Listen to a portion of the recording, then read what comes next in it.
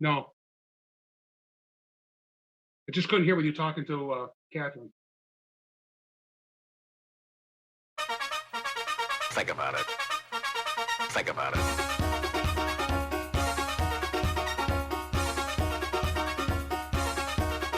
Think about it.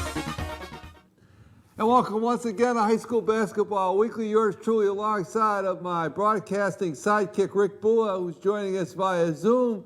The wonders of technology for this week's High School Basketball Weekly. And what a week it's been already in this young season of High School Basketball Weekly, Rick, as we've had some outstanding performances both on the boys and the girls side. Yeah, Tim, it was a great week for boys and girls basketball in Berkshire County.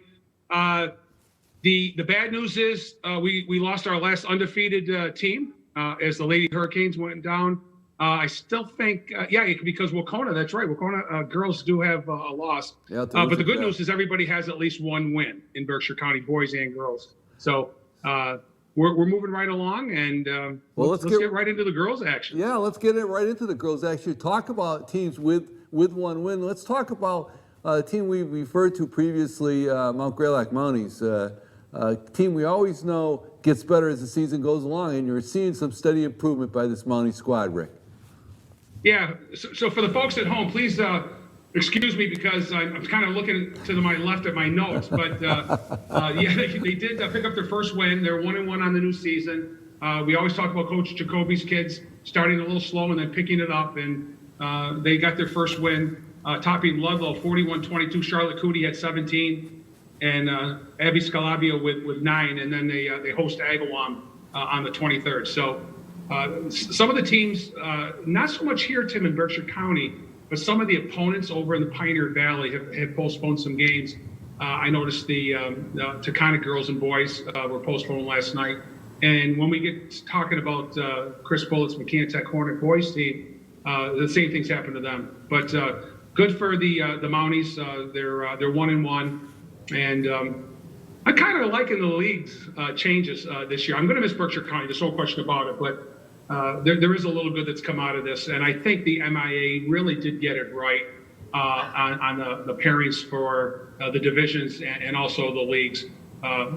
They're paired pretty evenly.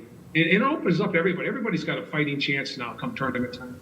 Well, that's right. I mean, we talked about it in people watched the game on Tuesday night between Amherst and Hoosick Valley. We had Eagle editor and reporter Howard Herman on. We talked a little bit about the realignment, and there's some good things and some bad things about it. Good things, I think, Rick, is that there is an evening out of the competition, so we're seeing better competition in terms of the leagues that have been formed. The bad thing, to a certain degree, is we've lost really the Berkshire County flavor. A lot of the rivalries have been diminished because the games have been diminished. We always refer to Hoosick Valley and Drury. But that all being said, that's what we're working with right now, and we're going to go forward with it. Talking about Hoosick Valley, the Lady Hurricanes, you alluded to it right at the outset.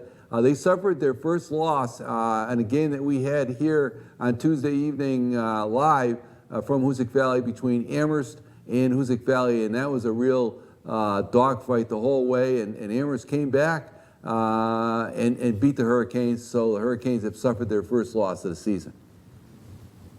Yeah, the lady, the double Hurricanes last night, as John Bird mentioned during your broadcast. They both came in 3-0. The difference, I thought, was when you and John had mentioned, Tim, in the first half, you thought maybe they were losing their legs a little bit. At least the Amherst squad was a little tough getting up and down the court. They didn't look that way in the second half at all. They certainly made some adjustments, and they outscored the Hurricanes 23-11 to take that win, 43-36 in a real slugfest, real defensive battle. And as you mentioned, and you did that game live last night, they got a couple of bigs, and when they're in there together, they're very, very tough. Both teams missed a lot of shots in the paint, I thought. There were a lot of block shots and a heck of a lot of turnovers, especially in the second half. But two of the better teams, certainly in that league. If they played 10 times, it may be 6-4, it could be 5-5. You don't know. But you know that they're going to be a tough competition down the road for the Hoosick Valley Hurricanes. But they did have a pretty good week, though. They edged out South Hadley 62-60. And it's always good to win some close games, too. Some of the more prevalent Hoosick Valley girls teams would win by such large margins that the second and third string would get in there most of the second half. But you can really teach a team a lot when you claw and fight down the end to pull out a victory, and they did at South Hadley. Avery McGrath had 23 points in that game, and Alyssa Garabedian had 21. So you get kids like that, a couple of leading seniors that can pour in not just double figures, but 20-something apiece. You're going to get positive results all the time. Last night, Avery McGrath was the only player with 12, and baskets were hard to come by. Right. So that little lead that the Hoosick Valley Hurricanes had in the first half didn't last very long. But that Delaney McFreedy and Audrey Bowen, Bowen, you're right, Tim. She had an excellent fourth quarter, and when McFreedy was on the bench, they went to her, and she came through. So Right. you can have that double duel like they did, and but the Hoosick Valley Hurricanes are 3-1. And they're going to be visiting Drury, and we're going to talk about that game a little bit later on Monday, the 27th. Right. That'll be an interesting situation. And of course, under the rating system, when we don't know all the ins and outs of it, even though Hoosick Valley lost that game, they lost to a team that's in Division II, believe it or not. Hoosick Valley being in Division V, and they lost less than 10 points. So this Amherst team's going to win some games. They're going to get some benefit from that, even though they got beat by Amherst. So we'll have to wait and see how that plays out. Another team, I think, Rick, I see that steady improvement, and I'm going to be really interested to see them coming up next week. That's the Lady Blue Devils of Drury. Yeah, the Lady Devils defeated Great Barrington for their second win of the season, 41-33. That's always been a good game. It's always been a tight game over the years, especially when they were both in Berkshire South. And Kayla McGrath led the way with 16, and Alyssa Russell had 11. And they've been the kind of top two scorers for Ian Downey the last few games. And so they were doing pretty well. But they got knocked off last night at home in their home opener by the Springfield. I think, Tim, if I'm not mistaken, it's formerly Savas, the Springfield team, and they just changed their name, that's all. And they lost that game last night, 49-37. Blue Devils only trailed by a point at halftime, 22-21, but outscored in the second half, and that was the difference. So I think if Coach Downey talked to his kids at the end, they say, hey, look, we played 16 minutes, and we hung right with them. And we've got a lot of work to do, and we've got some adjustments to make, but we can compete with pretty much anybody, because I know that team has always had a very, very good squad under their former name. They have a rematch with Monument Mountain on December 23rd, and then the Hoosick Valley game. So you don't want to look too far ahead. One of the things I know I've talked to Coach Downey about is, what he's got to get into his kid's head is that night in and night out, you're going on the floor and you're facing kids just like you, right. And you shouldn't take anybody too lightly or be afraid to ever take on anybody either. So they don't want to. They're looking forward, I'm sure, to take on the Hurricanes at the Bucky Village Gym, but they want to look past Monument Mountain, because Monument Mountain's going to want to avenge that loss in Great Barrington last week. Right, and again, that Hoosick Valley, that Drury team, they're scrappy. They have a scorer. They're looking for some other scoring around McGrath. But again, I think they have a big upside, and it'll be interesting to see how they develop as the season goes on. And another team that I'm particularly interested in following because of the size that they have and the experience at the point guard position, the Lady Hornets of Mckeehan, and true to form, they've gotten some big efforts out of their point guard, Izzy Lacasse. Yeah, Coach Kathy Boudai's team. We talked about them on last week's show. They were 0-2, Tim, but they picked up their first win, and that was really nice. They lost to East Hampton 65-54 on the road, and Izzy Lacasse, the incredible senior guard, scored a career high and game high, logically 38 points. And they didn't seem to get as much scoring from some of the other kids as they're going to need. But they got it all together last night and beat the Eagles of Mount Everett 38-26. Lacasse leading the way with 13, and Macy Tatro had 8, Hannah Boisver had 7. So those are the two bigs we talked about that we were so impressed with, Tim, at the Jamboree, Boisver and Tatro. You know, you're looking at them, they're 5'9", 5'10", you know, in that range anyway. Boisver only a sophomore, Macy Tatro a junior. So Kathy Budai's team, again, they like Coach Jacoby's team, they gel a little bit better, a game in and game out, as they start playing more together and practicing more together. And again, they're in a pretty darn good league. So right. McKeehan will be very competitive in that league. But what a week for Izzy Lacasse. Right, and like you said, Rick, that league, the way it's balanced out, McKeehan getting into the action in that league, they will be fine. They will be very, very competitive there, especially with the size that they have and with Lacasse at point guard. And you know, we talk about Izzy Lacasse. We talked about her at the Jamboree, and this outstanding performance got her our recognition as the girls' player of the week, Izzy Lacasse. Yeah, you know, Tim, when I talk to Izzy, and I get to see her a little bit off the court, she's she loves the game of basketball, and she was so heartbroken last year when McKeehan made the decision not to field winter sports teams down there. She's not a personal accolade type kid. She really isn't. She wants to win. She wants to do the best she can. But you know, her aunt, Heather Lacasse, is the all-time lead scorer down there at McKeehan, and she had her sights set for taking down her aunt. And because she wasn't able to play last year, and I haven't run the numbers, Tim, and she, you know, that's not what it's all about. Right. But she would have been a 1,000-point scorer in McKeehan.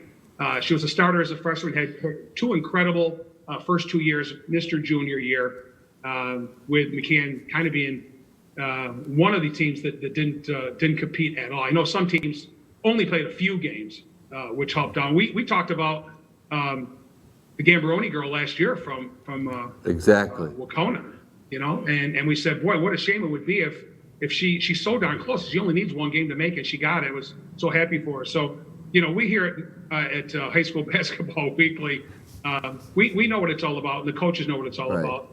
But the kids are just kids, and you know, and you've got to give them their praise for their personal accolades.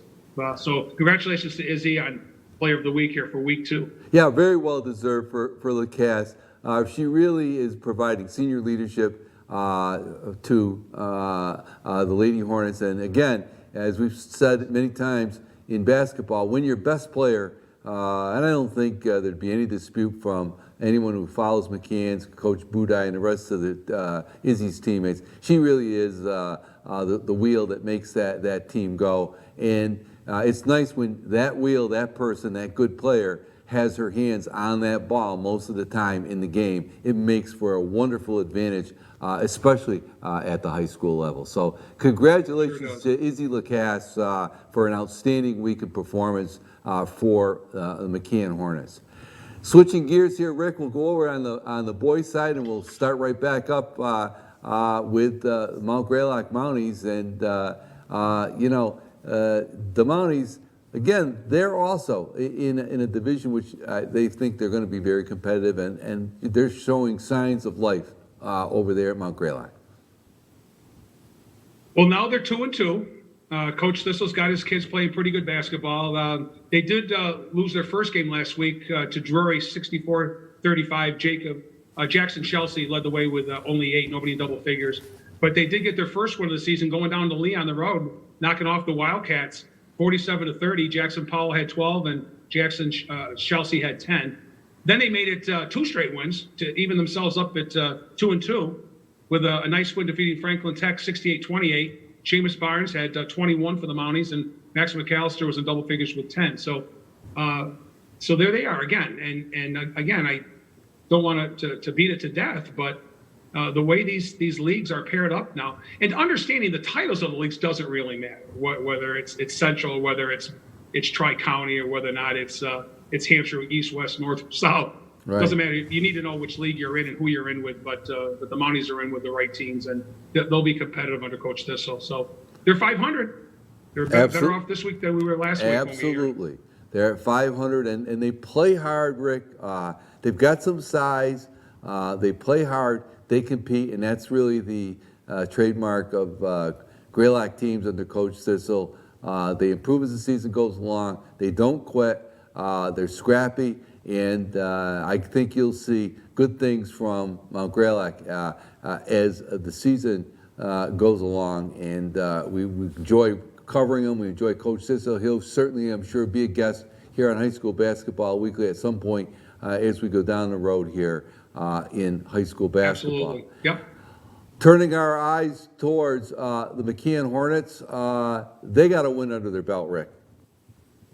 Yeah, they did. They're 1-2. They had 2 games, Tim, postponed. So they were one of the teams I was referring to at the beginning of the show, where I actually reached out to Coach Bullitt, and he got back to me and told me, he said, no, we're okay. We're practicing. We can't take to the road because our opponents have some issues with COVID over the mountains, per se, in the Pioneer Valley. Not that all the schools have it over there, but at least their opponents did. But they picked up their first win and on the road, and they beat Duggan 54-51. Four Hornets scored in double figures, with Jake Howland leading with 18. Cole Boisford had 12, and Owen Gagney and Colby Marco each had 10. So when you Tim, you're not going to always get a couple of kids with 20 apiece. You get that periodically, and that's great.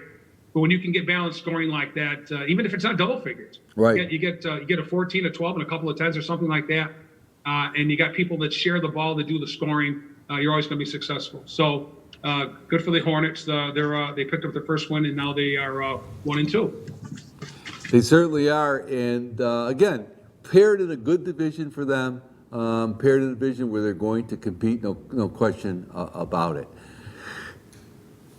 Hoosick Valley, Rick, they had an interesting week. The boys basketball spoke with Coach Robinson, and he was absolutely thrilled with their performance, taking on a very, very good Monument Mountain team last week. Yeah, Tim, I'll tell you, if you just give me a second before we talk about the Hurricanes, we often don't have the time to talk about some of the other teams, but I did mention last week that some of the better teams that you could just flip a coin. They are so talented, and they remind me of each other. They shadow each other. That's Drury High School, Hoosick Valley, Wauconah, and Monument Mountain. Right. They are all senior oriented, but they have a little bit of youth that helps them out. Some teams are a little bit bigger than others, but none of them are that big. They just resemble one another so much. And Monument Mountain's got 2 losses already, but it was to Hoosick Valley and Wauconah. So you see what I'm saying? But they beat Drury. You never know. These teams could go 500 with each other. But when they did travel to Hoosick Valley, they were topped by the Hurricanes, 69-68 in overtime. Frank Field had a huge game. The sophomore with 31 points to lead the way for the Hurricanes. Carson Meswar, always contributing double figures, had 19, and Joey McGovern, the other sophomore, chipped in with 13. But then the Hurricanes, their most recent game, lost to Bay State, 88-63. Carson Meswar had 23, and Frank Field had 16. The one thing the Hurricanes have going for them right now, Tim, is a 7-game homestand, and you don't see that in high school basketball very often. So they're going to be in Cheshire for quite a bit, and you need to take care of business on your home floor. Right. And I'm sure Coach Robinson will do that. So they have they're 2-1 and have a great opportunity with some of these home games to pick up some big wins and kind of break away from the pack a little bit. Right, and talking to Coach Robinson, his description of his game with Monument Mountain, which was a real thriller. He said, just classic old-time Berkshire County basketball, a real slugfest between those two teams. And you're right, Rick. When you think about Berkshire County high school basketball and your boys action, you take Monument and Wauconah, Drury and Hoosick Valley, and you just put them all together in a hat and pull them all out. And they a lot of times they have the same characteristics, the same skill sets. It's interesting. They've had some great battles, those four schools, over the recent years, and provides for really top flight high school action and good entertainment, quite frankly. So we like to see more of that. Unfortunately, that's lost a little bit with this restructuring, but they're still playing enough that people can get out and see them. So you want to do that. Turn our attention to this Drury Blue Devils squad, Rick, and I think they're starting to click now. Coach Rissett's got this team poised to break out. Well, they won all three of their games this week. Last week, we did have to talk about their loss down at Monument Mountain. But other than Wacona, there's no question in my mind that the hottest team in Berkshire County right now would be the Drury Blue Devils. And they started off with that win over in Williamstown against Greylock, 64-35. Senior Benny Moulton knocked down 6 threes in the game to lead the way with 23. Louis Gelati had 13. And then in their home opener against Lennox, they defeated the Millionaires by 30, 87-57. In that one, Gelati had a career-high 39 points, and Moulton added 16. Timmy Brazo, the senior center, chipped in with 11. And also, I got to mention Anthony Pattengill, right. who I talk about Coach Rissett's team. He's got really 6 starters. And so you never know who's going to, come off the bench for the first time. It's either Logan Davis or it's Zach Davenon or it's him. But Anthony Pettengill had 9 points on three threes. So then Benny Moulton drained 33 and Gelati chipped in with 25. Now that is a combination right. That's hard to beat. They combined for 58 of the Blue Devils' points as they won their 3rd consecutive game, 74-49 over Frontier Regional. I got to tell you, Tim, I don't know what team Frontier Regional has this year, but I know Coach Risset has played them for many years, and they're always a tough match, home or away. It's almost like that little rivalry that they've created with Pioneer Valley Region. Right. So Frontier is a good club, a good boys basketball team, and that's a nice win. That's a real nice win, 74-49 over Frontier. I was surprised at the margin, but it's early on, and if you're not there to see it, you're not sure. But can't base everything on the past. Right. But traditionally, they really battle Coach Rissett's team really, really hard. Right, and talking to Coach Risset early in the year, he knew what he had in Gelati. He has a player that's going to score for him. It's going to be a presence on that floor. But as we've talked many times, basketball is more than a one-man band, and he was looking for that other player, that other scorer to step up. And right now, it looks like that scorer is Ben Moulton, and Ben Moulton is our selection for Boys Player of the Week.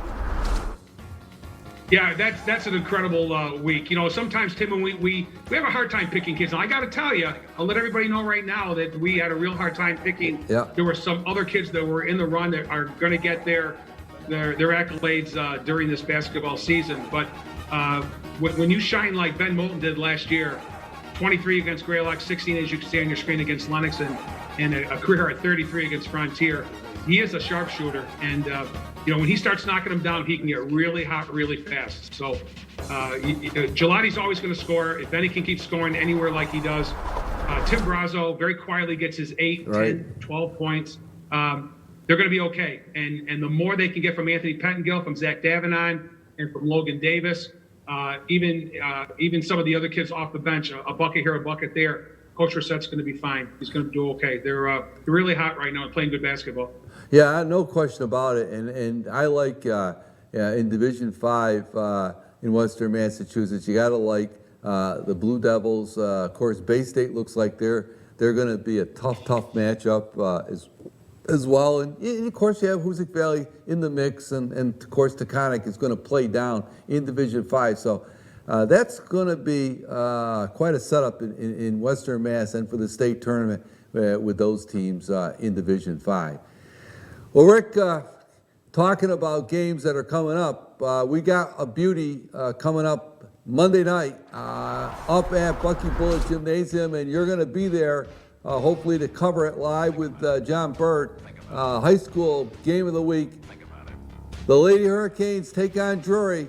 That rivalry will be renewed this Monday night, December 27th, 7 o'clock. You can see the action here. If you can't get up to the game, you can see it live here on channel 1302. And I'm looking forward to it. I think that's going to be a game that's going to be a tough one for Hoosick Valley, taking on Drury up at Bucky Bullet. Well, we'll see what happens. I think what we didn't see last night, Tim, and as you did, because you did the game, you didn't see the full court pressure often. It basically came down to a half court game between Amherst and Valley. The defense was tough. That was a real tough man-to-man defense that Amherst played. It all depends. It all depends how Coach McGovern decides to pressure the basketball. And baskets were hard to come by in the first half, especially in the first quarter for the Hurricanes. And you really couldn't set up to press. So over the last several years, Drury's had issues with the pressure. And I think they just have to keep the game close. They've got to go in with a good mindset. For the Hurricanes, they just need to play their best basketball, and they're going to be ready for it after a loss. Right. And into the too far ahead, if Drury is able to beat Monument Mountain at home, they both will come in 3-1 with a lot to play for. So this is, as you mentioned earlier, Tim, this is the only time the two schools will be meeting this winter. It's been that way for the last couple of years. The boys will also just meet once this year, and that's going to be in Cheshire in January. Right. It's a big game for Drury. It's a big game for Hoosick Valley because they turn around and play on the 29th, Wednesday. Next Wednesday, they play Taconic, and Taconic is so far showing that they are a pretty solid team to contend with. Yeah, the Taconic girls are. Yeah, they're definitely. We talk about them quite often. Matt Mickles always got some key kids, and even though the Conyers girl has gone to prep school, he's got a Faith Cross, and he's got a couple of others down there that are doing some scoring, and they're playing good basketball. So, and they've been a tough matchup. It's been for the last few years under Berkshire County North. It's been Taconic, Wacona, and Hoosick Valley. So they'll be in for a battle too, and they don't want to look too far ahead. Right. They want to look on these games for sure. That's right. Well, that's going to do it for this week's edition of High School Basketball Weekly. We want to remind you, High School Basketball Weekly can be seen every week right here at this time, Thursday night at 7:30, Saturday morning at 10 o'clock, the rebroadcast, and then again Sunday night at 7 p.m. So you can catch one of those three broadcasts of High School Basketball Weekly, where we recap all of the high school basketball action in Berkshire County. For Rick Bull, I'm Tim Morey saying see you next week on High School Basketball Weekly. Come on, everybody.